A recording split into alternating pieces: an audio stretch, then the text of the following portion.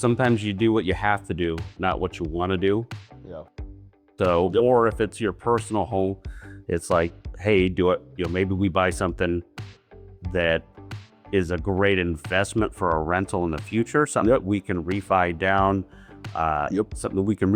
but then also take it in and use it for a catapult to gain wealth in the future. Exactly. Because the bottom line is if we're doing a tenant placement, we're going to the owner and saying this is what they are and this is what they're not. Right. And as long as the owner knows what they're getting into right next door, grow with quality in mind. It's always, it's always the thing on any business, right? Is how do you balance? Yeah, how do you keep it right? I see rents going up. I see all these, I just see rents going up. People aren't stopping to move here.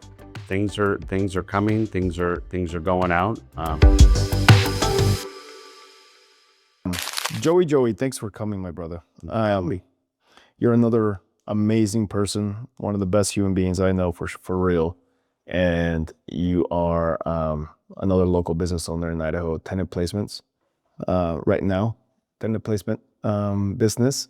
So what you do is pretty much help landlords, people who want to rent their houses, find renters and whatnot, right? So maybe you can explain the process to me a little bit more. Yeah. So we actually have two facets of our business. So we're really more of a resource for different types of owners. So we have a tenant placement side where we go out and we actually secure tenants for property owners that want to manage them themselves. Okay. So we go out, we do all the marketing, the showing, the leasing, the vetting, and then we come back to them with the answer or with the findings. As long as it's legal and ethical, if they don't want to rent to them, we take care of that. We get rid of the tenants and move on.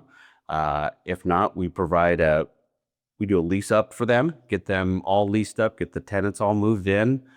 Then we offer a la carte business for services for them. So if they're out of town and there's a leak that happens in the kitchen and they don't have the bandwidth or the time, we'll hire somebody to go in and fix it, and then we charge them per incident. We also do a full property management service, which is us collecting the rent, us managing the tenants, us taking care of all the facets of that, and then providing them with all their documentation for the end of the year for the taxes. And got it.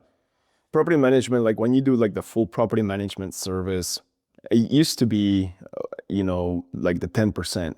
It was like very typical thing that you heard, at least back in the day. I don't know if that has changed. Has that changed at all, or is it still like about that 10%? That's what we charge. We charge 10% of the rents. Of the rents collected.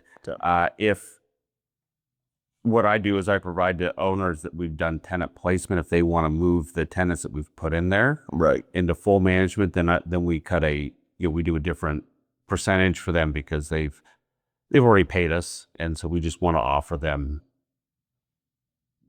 We just want to be gracious, because they trust us. Cool.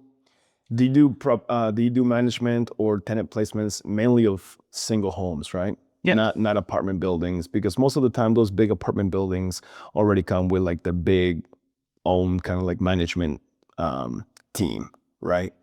Yeah, well, they hire an outside firm to come in and take care of it. It depends on the size of the units. If it's massively large, then you've got leasing agents, you've got maintenance staff, you've got all those things that go on there.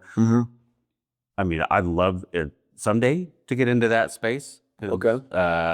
Wouldn't be afraid of it, but right now we do single family homes, fourplexes, something duplexes, something on the smaller side.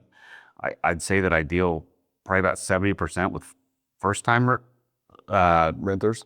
Well, not first time renters, but first time landlords. Okay. So a lot of times it's a lot of guidance for those guys, trying to help them, navigate easily through the problems that I've been through with all my rentals. Right.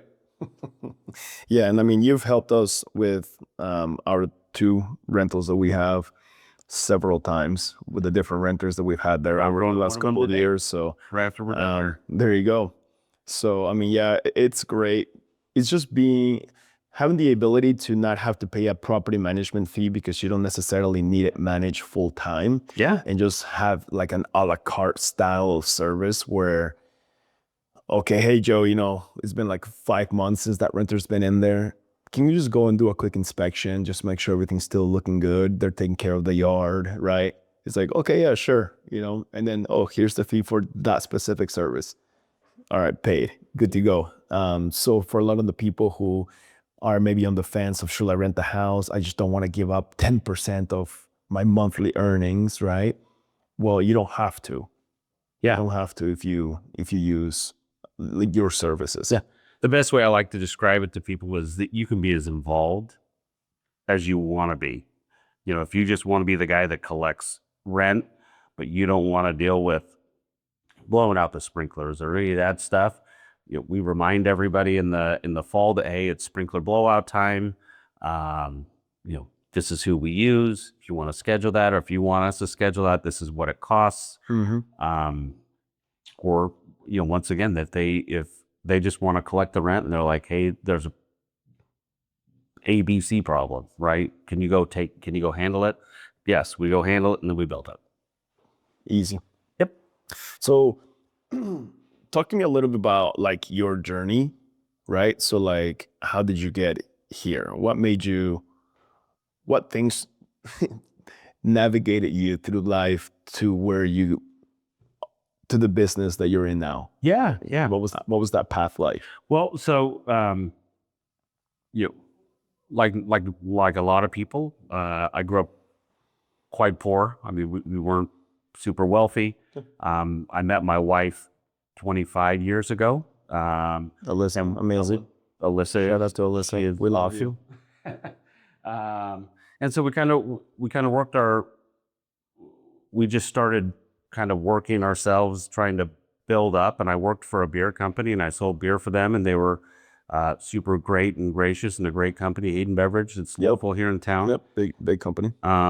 It's where I kind of cut my sales teeth and just learned how to deal with clients and customers, and really got the foundation for the very end result is that the customer is the most important thing, even over the profits. So from there, my wife's business was flourishing, and I decided to stay home with our kids and take care of our kids for a few years, and then started a handyman business, and met another guy who's it's all about connecting with people. I met a guy named Reese Phillips who actually started this business for his wife, and that wasn't her path or his. So I bought him out and kind of started this journey. It helps that along the way we've acquired a few rentals. So Awesome.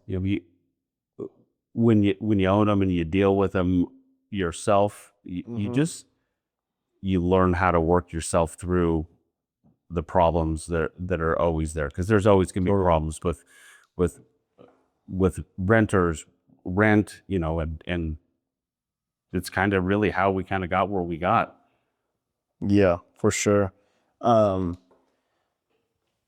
kind of want to go back a little bit to the portion of your life in which you decided, hey, I'm just going to be a stay-at-home dad for right now because your business is flourishing, right?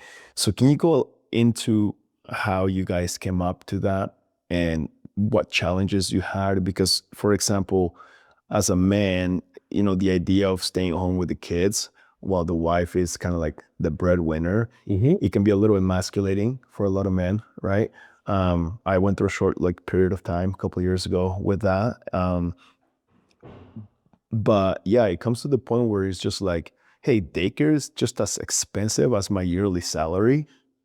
Should we just continue to do this and let somebody else raise our kids, or should I just do it at home? Yeah, net gain is zero there, right? And financially, so might as well just do it. So what happened? What made you decide that? What challenges did you go through, if any, emotionally or mentally through that phase? Yeah. Really, the decision really came down to money and who had the best opportunity for their career to be skyrocketing. Yeah. Once again, those guys were great to me. I had great health care. They were great to me on the way out. And as Alyssa says, her business was building it hockey sticked, and she got really busy. And Good. I just love doing. I love being with my kids. I love doing those things. Yeah. And it really the tipping point was when we had our second child, and then it was not just one in daycare every day, and us racing back to pick that one up. But then now it's trying to race to two, and she's an infant, and all these things. So really, that journey. I mean, it wasn't emasculating. It was really more of, this is my new job. Got it. It's not, is it a luxury that I get to stay home and I get to work, I get to be with my kids and I get to, help groom them the way that I want? Yes. And the very end result is it's still a job. And so the compartmentalized. Oh, it's a job. Yeah, it's a huge job. And Oh yeah. As Harper went into preschool and kindergarten, that's when I started doing the handyman business, and I started doing fixes for realtors and doing RA10, the punch sheets, and that was fun. It's just not scalable. And the older that I got, the more I was looking for something that I could either do remotely or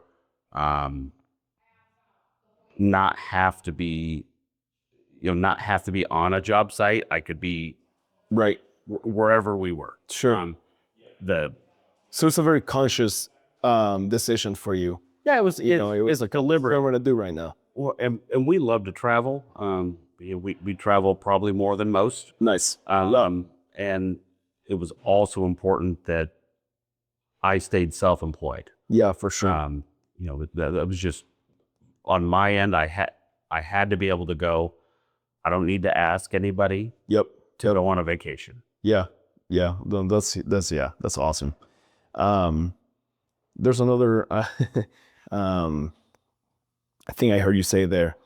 I mean, because a lot of people are scared to go entrepreneur because of the benefits, right? Mm-hmm. Like when you have an employer that's paying you some pretty good benefits, your out-of-pocket cost for the health insurance is not, as high. And then you go self-employed, people go, well, I'm gonna probably be paying so much money, right? So was that like a challenge for you guys at all, being able to find like the health insurance as just self-employed? Yeah, I mean, we had a couple of journeys through finding adequate healthcare. We did at first we were doing the MediShare, which was that Christian-based medical. Okay, and that was share kind of co-op type of insurance. It was a horrible experience. The idea of it is great. Sure. They just pay slow. The execution was not there.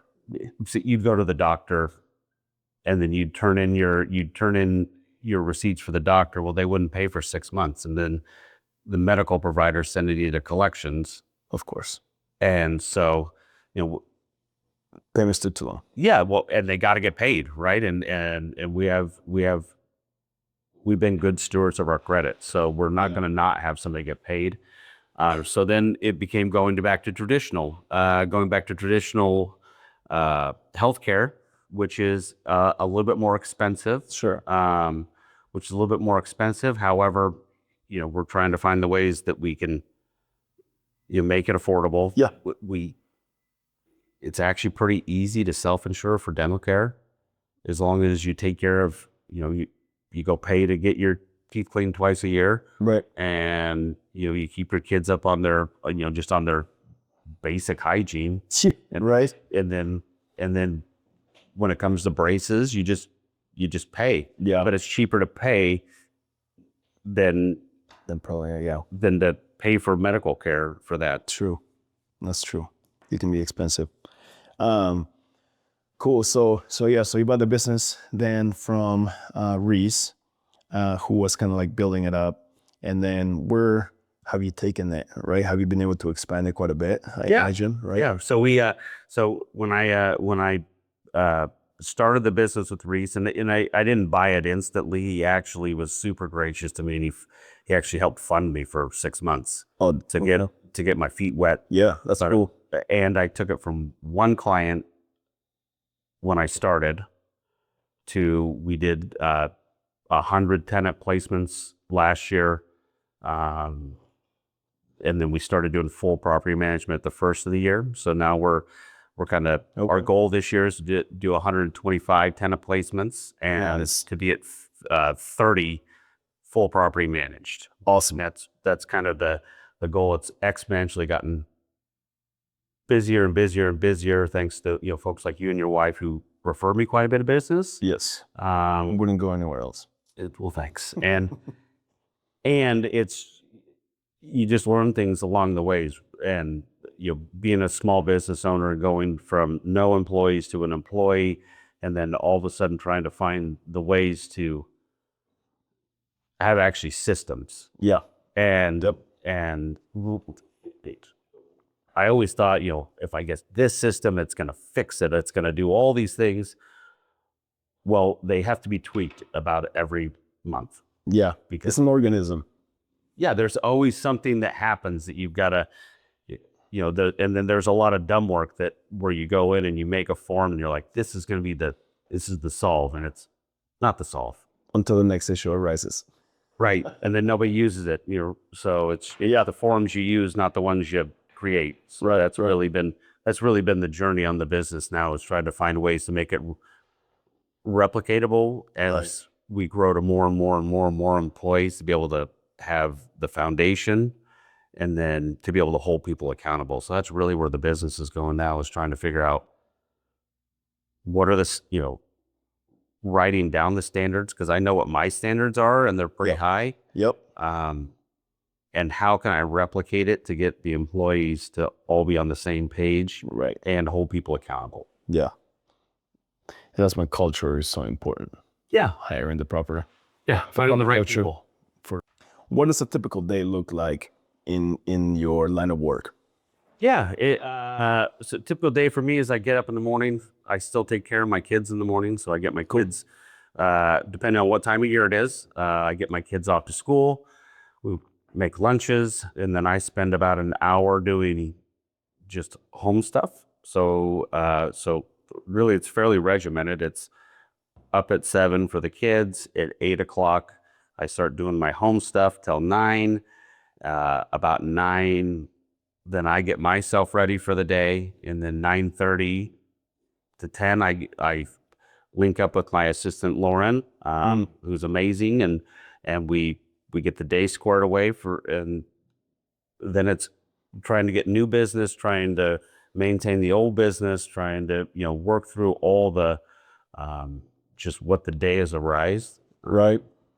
Really the biggest part is trying to find time to create new business. Yeah, for sure. Every business is a major challenge. Yeah, dude, that's what you gotta have.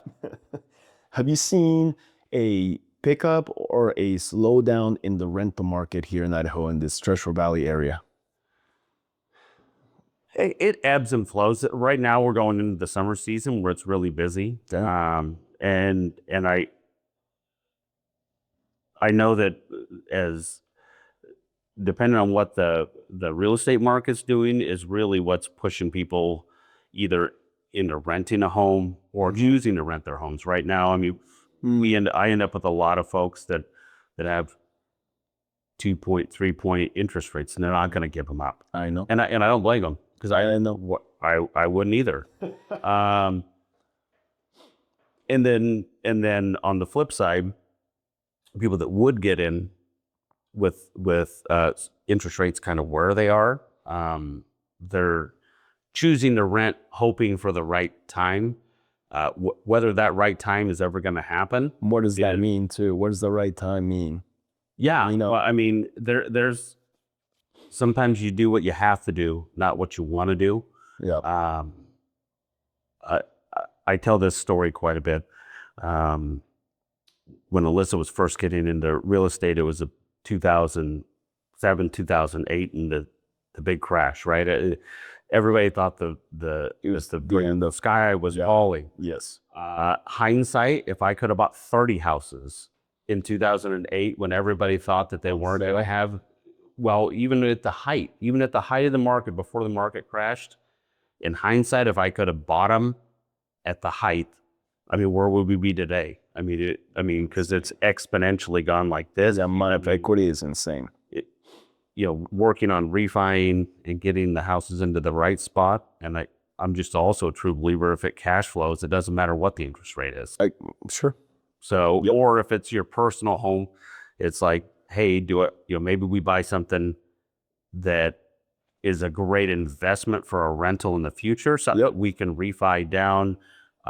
Something we can refi down, but then also take it in and use it for a catapult to gain wealth in the future. Exactly. No, that's a great point. You mentioned like a lot of people waiting for the right time, and it's like, for the right time of what exactly? Yeah. So the two questions that I always ask clients when they say, is this the right time to buy, you think? I say, listen, can you afford the monthly payment? Can you afford your monthly payment? And the second question is, will making this move improve the quality of life for you and your family?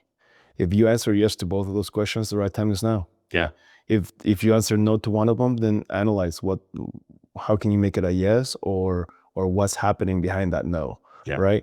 I mean, if interest rates are 12%, 3%, 4%, people are always finding an excuse for, oh, well, maybe if I wait this much, then this is going to happen. And it's just like, no guaranteed.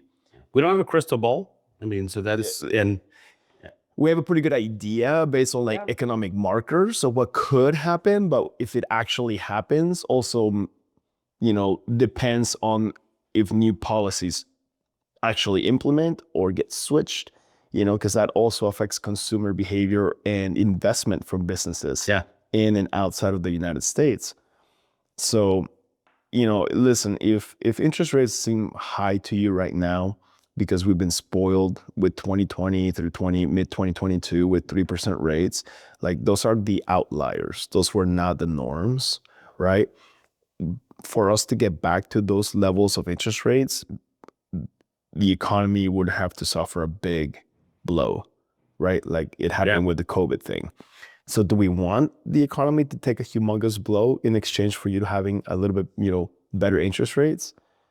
Or would you have a good booming economy where you can find jobs, where you have like, some sort of like sustenance, if you will? Yeah, if everybody's prospering, it works its way down. I call it the Goldilocks effect. Okay. Right? Explain that. This bed's too soft. This bed's too hard. This one's just right. Well, when do you find the right bed? When do you find the right bed? Yeah. So, I mean, and if you get in now while you feel interest rates are high, if they do drop while you live in the house, you can refinance into that. You can still take advantage of that lower rate. Yeah. Just finding the refis that have the least amount of fees. Yes. To help you along your journey. Yep.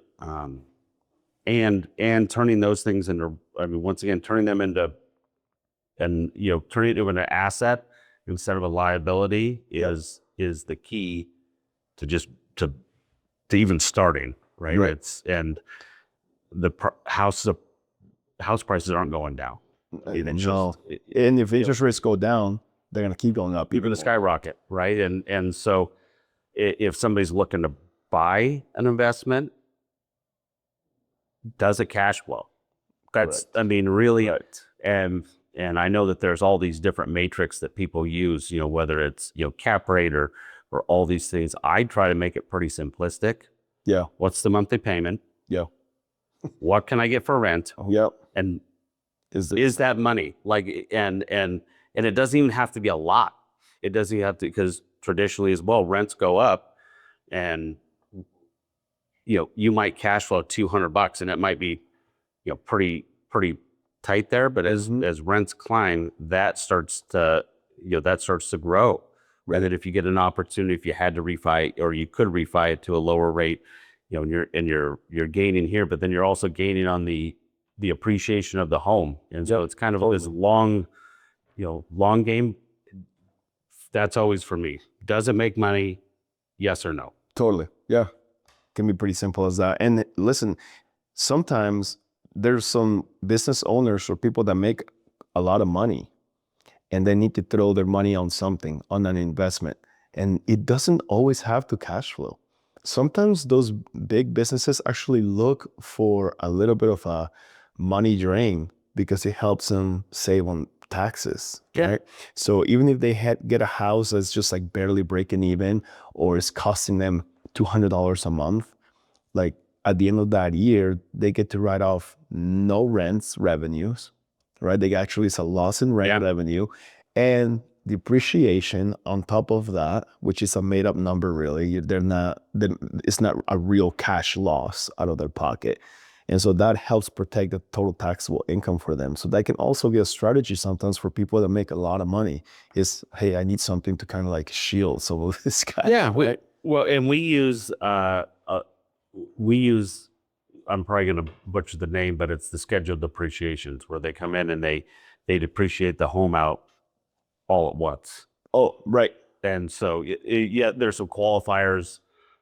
And that's for real estate agents specifically that exists. I think you just have to be in the industry. Got it. So I ask your CPA. Yeah, ask your CPA, but I'm pretty sure if you're just in the industry, which would be anything that has to do with the housing industry, that could be a construction worker. Oh, interesting. Okay. I'm not 100% on that, but I think it's like 100 hours at least, right? Yeah, and 100 hours. Or it may also be. I mean, once again, check with their CPA. But if you manage it yourself, well, now you're a property manager. Mm-hmm. I mean, got it. But being able to write all that off in the first year has helped us, A, with taxes, and B, to acquire more homes. Totally. And I know that was a tax thing that Trump said in his first term, and it's due to expire at the end of 2025. Yep. But there are talks about it coming back. If they renew it if they renew it now with the new tax bills that they're trying to pass. So, I mean, I hope so, because it's going to be super beneficial. Yeah, we find, and we try to diversify. It's not all about the houses. We oil and gas is a great one to, you got to find the right ones, right? But oil and gas. What vehicle do you want? Yeah, we've done some syndications. Okay. And that's on the big multiplexes. Yep. Some work and some don't. Yep. Right. Yep. And if it was a sure thing, then it wouldn't be an investment, right? Totally. It's never a sure thing, but totally do the best you can to pick the right ones. What is your biggest frustration with the rental property industry? Maybe the way that business is ran by other companies, or just market itself. I think the biggest restriction or the biggest thing is, in our industries, we get a horrible name for running as a whole. Like company management. Yeah, there's good companies. There's some not so good companies. And it's not that they do a bad job for their clients. When we run rental applications, we run one set. I think it's absolutely asinine that somebody has to spend $300 to find a home. So we work one set of applicants at a time, and then we work with what we've got. And then if they don't work, then we turn them down, and then we go to the next set. These guys, if we choose these guys don't pay. And that's, for me, it's being decent to people that they're just trying to find a home. It's just so are you talking about the application fees? So there's a lot of companies out there that just charge everybody, and then they just take what they want, and then they sweep those fees. Got it. Okay, so they may have 100 applicants. Round numbers. Yeah, each applicant has to pay the application fee. And then the company, and maybe they even using AI these days, Yeah, right? Can get rid of 60 of them, only 40 actually eligible, but they keep the application fee for all 100. And what you're saying is you may have the same 100 applicants, but if these 60 don't qualify, you're not going to charge them the application fee. If we process it, so if we process an applicant and we actually, because we then take the applicant and we work the applicant, and if they don't qualify, there's still money that went into process them. So we keep, so yes, we keep that application fee. We just don't go, we've got 10 applications, charge everybody, and then go through and go, who's great? And then go, we'll take these two and then deny everybody else, and they keep their money. Got it. Right. That's just cool. That's just, once again, I just think it's horrible. It's not horrible. It is Different business practice that you different don't, business. but it's in alignment with your values. Yeah. I think that there's a lot of that. I think, and I don't know it for a fact. It's just what I hear from, that's the feedback I get from tenants. And it's a lot of conversations that I field with them, which is, Got it. well, hey, well, what happens here and here? And I go, no, this is how we do it. And we try to be gracious to them and to the owner. Totally. And making that match to go, who's going to be a good fit. Got it. That's good. So let's talk a little bit about like rents in our area. So it seems like there's been an 11.8, almost 12% rent increase over the past year. I don't know if that's nationwide or just in this area. What have you seen in the actual field? It depends on the area. So where we're currently sitting, the rents have gone up quite a bit. Okay. Eagle rents have gone up quite a bit. I see that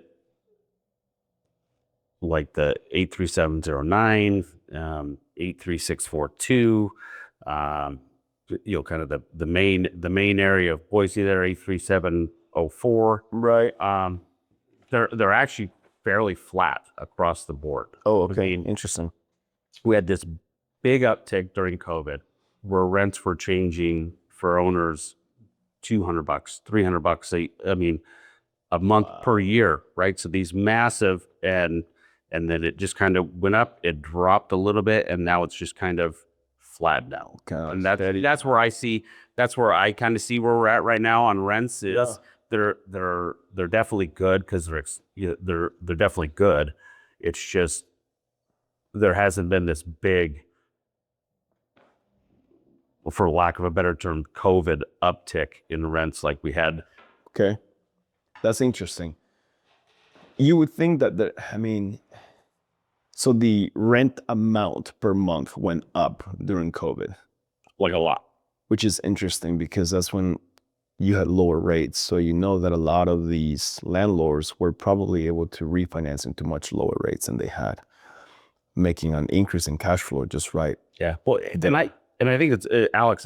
It's a supply and demand. We had a huge influx of people that came from. Okay, there you go. So from California, Oregon, Washington. They fleeing. Fleeing those states. Sure. For whatever. They all had the same reason they were coming. Sure. And they needed to live somewhere. Right. So it just made it very hard. Yeah. At that point in time. Yeah, totally. Vacancy rates. I think that this is some of the stats that I looked up, and you can maybe confirm me. But the vacancy rate for Idaho or for our area is 1.62%. That's low. That indicates very high demand. The national average is 7%. So we are well below that. And it actually seems to be higher than it was in 2024. So for the first quarter of 2025, national average is about 7%. Same quarter last year, 2024, it was 6.6%. So is that for single families or is that also for commercial? For single family. So single family homes in Idaho is 2.36%, and multifamily is only 1.09%. vacancy rate. I mean, that's super low. Yeah. It's, I mean, I'm like a movie buff, but it's like the Field of Dreams, right? If you build it, they will come. Yeah. Well, Right. there's great things that are happening here Yeah. in the Valley of the Developments. State between Micron and Meta and just all these places. Yeah. Yeah, if you have it, they're gonna rent it. Yep. So they may not rent it for the highest price out there, even though they're low vacancy rates. Okay. And if it's priced right, it's gonna be rented. Totally. Period. And those are great. I mean, it's low here, and I think there's great things, and a lot of it's, you know, I don't know why the vacancy rate everywhere else is, but I do know around here it's because we've got something special to offer. Yeah. People know it. The secret's out. Right. Right. There's also another statistic for like rents, the average rent for the area. Now, so one of them came from Zillow and the other one comes from apartments.com, which seem to be like the top two very popular websites. Now we know Zillow in terms of real estate is not super accurate. It may be for some states, but not Idaho because we are a non-disclosure state. And a lot of the Zillow information comes from the county's valuation, right, of homes. So in addition to maybe some other factors, but they don't have access to what the actual sold data is. Again, it's a non-disclosure state. So for Idaho, Zillow is not great. You might fall within a range. Now, Zillow says that the average rent for this area is about $1,700 a month, but apartments.com puts the average at about $1,460 a month. So like, that's for the Boise area. And I think there's probably how many bedrooms? Or is it all genres? I think that's so. what I'd be curious on too. Right. Because typically you can take Boise and go, is it a nice 2-bedroom house? It's probably $1,600 to $1,800 a month. Is it a nice 3-bedroom? It's somewhere between 2 and 22 per month. Is it a 4-bedroom? It's somewhere between 23 and 25. Got it. That's really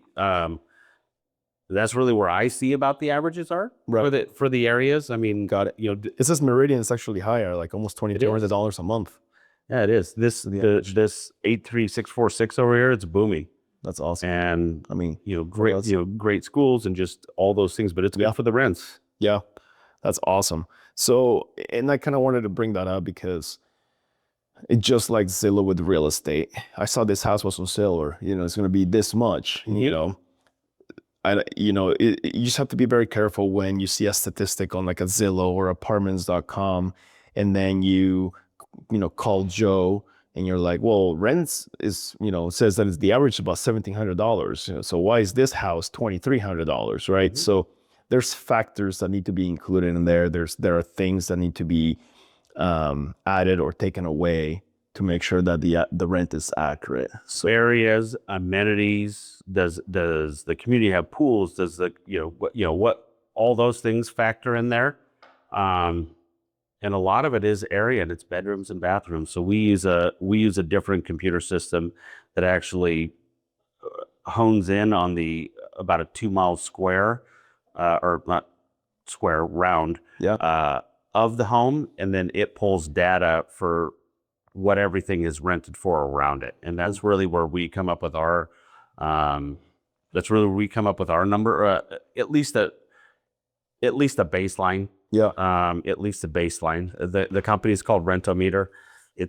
I think you can use it once free. So if you're out actually searching for a home, you can type it in, and it'll give you about what the averages are. And perfect. So once again, it's not the Bible. We don't use it to set prices. However, it gives us a guide for us to find, and that way. Because what you were saying is, it's like there's all the pockets, right? And they're all a little bit different. And once you get finite, it's like, what is this? What makes this little area, Bridge Tower West? Why is that one so expensive? Why is this particular subdivision, and it may be that there's a school in there that people want their kids to be in, that may be a community, the way that the community comes into effect. Yeah, the right. cleanliness, the Right. the maintenance, landscape. There could be a subdivision that's a half a mile over that is older and doesn't the neighbors don't keep up their yard. Right. Well, those rents don't. So that's Totally. there's really all those factors go into what the average is. Yeah, totally. So again, just like in real estate, right? You may have an average uh, square per Price per dollar, dollar per square foot, but it's going to depend on the actual house based on the amenities. Is it in good shape? Is it upgraded, right, etc. So it's the same on the rental. And then if people are thinking, if anybody's thinking, hey, if I was to rent my house out and you want to know how much it could potentially rent for, just So they get a hold of me. We do it for free. It's whether they use me or not. It's good to at least have the information, because information's power. Yep. And to be able to know kind of where they're at, and as well, then they can make a decision early to go, does this make sense? right, Does it cash flow? right. And here we go. And by the way, whatever your mortgage payment is currently, you're going to want to add about another $100 to that a month, because you're going to lose the homeowner's exemption on the property taxes. So make sure you add about another $100 to your current mortgage payment, and then compare what the rent is going to be potentially, to get a more accurate cash flow potential. And if you're buying that second home and you're turning your primary into a rental, Right. you get to count 11 months of that as income. Yep. So it really doesn't suck from the bottom line. It's actually in addition to, so it's not a liability as you as a lender would see it. It's actually it's an income stream. For sure. I have another question too, because we're starting to see a market in which the ADUs are becoming pretty popular, right? Mm-hmm. Yes, most of the time it's for multi-generational living, right? Either, my in-laws or my parents, or maybe my high school graduate, that because rents near Boise State can be too high, right? So maybe they'll live in the ADU. But there might be those instances where people buy a house with an ADU and they don't necessarily have a family member that they are going to rent it out to, per se. If they want to rent it out to a stranger so they can have a little bit of income from that, would it be a good idea for them to try to manage that themselves? Or do you think that it would be still a very good idea to use one of your trusted, legal contracts that you have, to at least help them find the right tenant and in a legal, solid document, right? So what we do, Alex, is we offer for those, because we get them all the time, where people want to rent out this little, they got a little bungalow, they got whatever this is. And then we like to give people options, is to go, so you got a person in mind, let's at least vet them and make sure that they're worthy to, because nothing ruins a friendship quicker than money. And so we do that, and we do the contracts that they've got the tenant. We work out something between them, because we didn't really do a whole lot. All we're doing is helping them out. Just helping them out do that. I think it's still great that they do it themselves, because the bottom line is if we're doing a tenant placement, we're going to the owner and saying, this is what they are and this is what they're not. Right. And as long as the owner knows what they're getting into right next door. Right.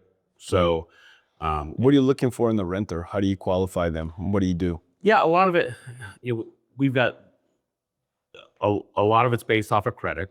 So you run a full pull, or do you run a soft pull? It's a soft pull. Okay. It's a soft pull. We run credit. We run a background check and it runs through all 50 states plus internationally. And then we do an eviction check, and then we check income, and then we do like a little social media, just a little social media look. Okay. Because Type of character. Well, a lot of it, Heard that too. a lot of it to see if they have a pet, because people put their pets online and And they don't put it on the they application. don't put it on the application. So Yep. that's really, so, if they, it's not so much what the score is. It's really the about credit. Yep, it's more about what the payment history looks like. That's always me when I'm talking to owners. I'm like, look, bad things happen to really good people. They could have 10 medical collections, Yeah. and look at how they've paid everybody else. Right. And if they've paid everybody else well, and they, a bloop here or something like that, a 30-day late, so it's not so much about the score, it's more about how they've paid people over time. Okay. And by the way, if a lot of people that may have student loans, what is occurring, I think that people have been given a warning, and that, hey, your payments start again. Yeah. And a lot of people, we're seeing this right now, they are going straight into collections now. We had a couple of clients who had a 740, 770, 800 credit scores. We reran them the week after. So like as of this week, scores are 540, 600s, because the student loan collections here from the government. So anybody who has student loans out there, you have to make sure you start the repayment process immediately, because the credit scores are going to hit hard. I think you can call them and set up some sort of a plan, some sort of a payment plan. It's been years since we paid off Alyssa's student loans. Yeah, I never stopped paying through like the whole COVID halt. To me, it was like a perfect opportunity to keep paying them, because I have zero interest. Yeah. So it's going all to the principal of the loan. Pay. And I took him down from like 16,000 down to like 9. That's great. So, before the interest starts to kind of like hit again. So, I mean, a lot of people that didn't do that, I feel that they missed a humongous opportunity. And everybody went through COVID in a different way. Sure. That could have been the bump that somebody needed to help them get through through the process. Totally. But But we know a lot of people that could have made the payments and just chose not to, right? Because, well, I don't have to right now. this is pretty cheap. I mean, depending on Yeah.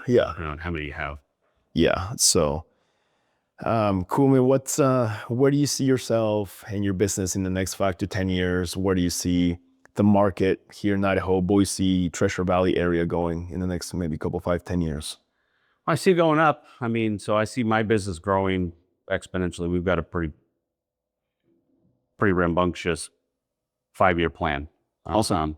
Is to bring on more employees and to try to get bigger, but then keeping the same kind of quality, that white glove service that people know and trust us for. That's really the biggest thing, is just to grow, and to grow with quality in mind. It's always, I mean, it's always the thing on any business, right? It's having that balance. Yeah. How do you keep it right? I see rents going up. I see all these, I just see rents going up. People aren't stopping to move here. Things are coming. Things are going out. So I mean, we see a lot of that. That's where I see the market going. It's just, it'll go up. Yeah. It's just, it naturally will. I agree. I think I'm with you. This might be a little bit different on the mortgage side of things, with rates, but I think rates are not coming down unless we have a huge economic blow or a labor market breaks, right? Other than that, as far as inflation goes, I don't think that's really a big issue. They might still be mentioning it as a talking point, the feds, because it's always their talking point, right? Keeping inflation the 2% target. But I think we're there. Yeah. Tariffs, they're throwing a little bit of a volatility to the whole thing. They just don't really know what's going to happen. I think it's going to change consumer behavior more than anything, right? Instead of picking the $150 pair of sneakers that come from China. I'm going to pick the $100 ones that are made in the US per se. Yeah, or people are going to buy what Vietnam. or people are going to buy what they want. Yeah. I think that we're going to see this will all mellow out. Yeah. Is definitely what I see. And really, I mean, with interest rates, I forget exactly what it was. Well, Melissa and I bought our first house in 2000, 2001, 2001. I think the interest rate was like 6.9 or 7.9%. It wasn't and that was it's just what it was. Yeah. I mean, Yeah. So 6% rates are supposedly like healthy-ish between the demand and supply curve. well, you're borrowing a lot of money. Yeah. Right. Sweet, man. Thank you. You're welcome. For sharing your knowledge. And then how do people find you? Yeah, so they can call into the office. So office number is 921-1002-208, or they can come right up to our website, which is www.tenant-now.com. Tenant-now.com. Yep. Okay. And then you have social media? We do. Yeah, we're on Facebook, and I'm still electronically challenged, so we're on Facebook. I'll tell you what you're not challenged in, it's golf. It's golf, yes. I'm an avid golfer, so You're a thank God. good golfer. When you ask me what I did for every day, Golf was a big part of it too. well, yeah, you got to go out and play 9 holes sometime. Yeah, you got to network. It's called networking. It's part of work. Yeah, So they're write-offs every now and again. awesome, dude. I appreciate you, man. And Hopefully we'll do our second one here soon. Yeah.